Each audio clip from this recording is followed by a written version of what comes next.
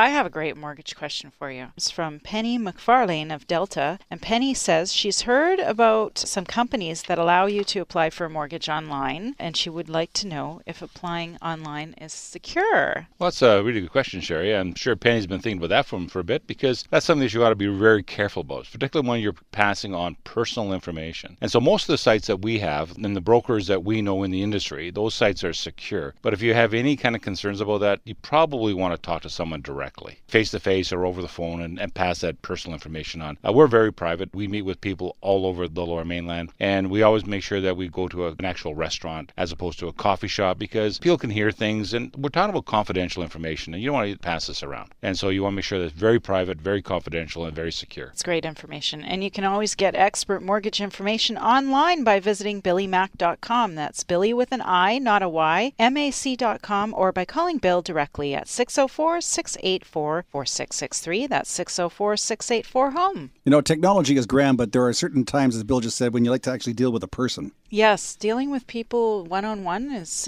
I think, very helpful, especially when dealing with something like your mortgage and rates. And we think entirely the same way as you do.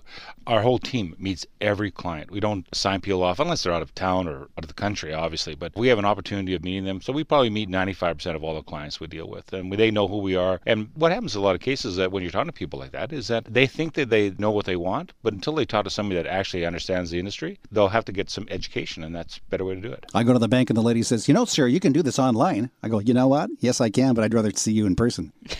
Because if I deposit $1,000 and it doesn't show up in my account and I go back to the bank the next week and this woman has a new dress and purse, then I know something's going on. It's Radio Real Estate, 9 minutes after 10 o'clock right now.